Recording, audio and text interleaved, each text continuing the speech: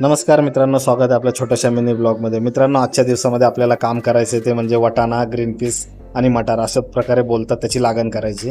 तर मित्रांनो, आज सकाळी चहा आणि बिस्किटने सुरुवात केली, कारण जेवण उशिरा होणार होतं. तर आपल्या कामाला जाता जाता मध्येच आमच्या मावशीचं घर येतं. तर तिकडे बघू शकता आमच्या मावशीचे नातू म्हणजे माझे भाचे, मावस भाचे, ते 8 वाजले तरी पण बाहेर झोपले होते. असं आपल्या आजीच्या घरी कोण कोण झोपलेलं आहे त्यांनी नक्की कमेंट करा. तर त्यांना उठवलं मी आणि आपल्या पुढच्या कामाला सुरुवात केली. म्हणजे आपल्या विहिरीमध्ये पाणी सोडतो, मोटर चालू केली.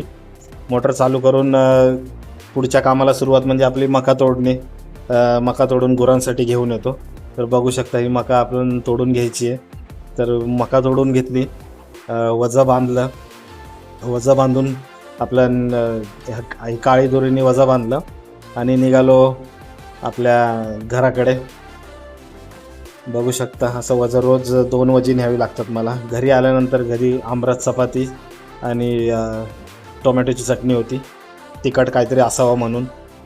ते झाल्यानंतर आमचं वाटाणा लागवड जे मी तुम्हाला सुरुवातीला सांगितलं, तर अशा प्रकारे आम्ही वाटाण्याची लागवड करतो. काही लोक याला मटार, ग्रीन पीस असे बोलतात, तर आम्ही वाटाणा बोलतो. बघू शकता ॲडवांटा कंपनीचा आहे.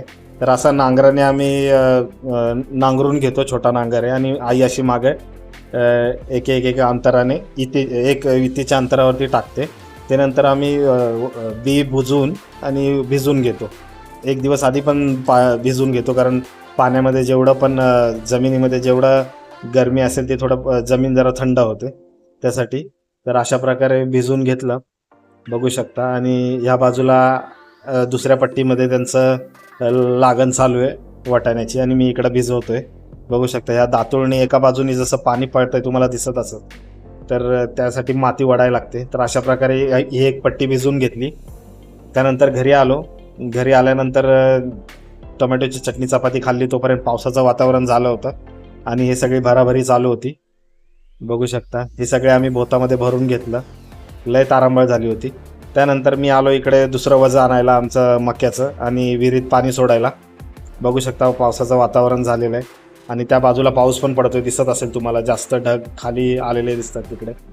नंतर मोटर चालू केली, पण हवा आणि पावसाचं वातावरण झाल्यामुळे वरून लाईट बंद केली होती. तर थोडा वेळ चालली आणि मग ती मोटर बंद झाली. पण तोपर्यंत म्हणलं आपलं मकाचं वजं मका तोडून घेऊया, कारण पावसाचं वातावरण खूप झालं होतं. बघू शकता पावसाचं कसं वातावरण झालेलं आहे. त्यानंतर आलो इकडे, तुम्ही बघू शकता टिपकायला लागलेलं आहे.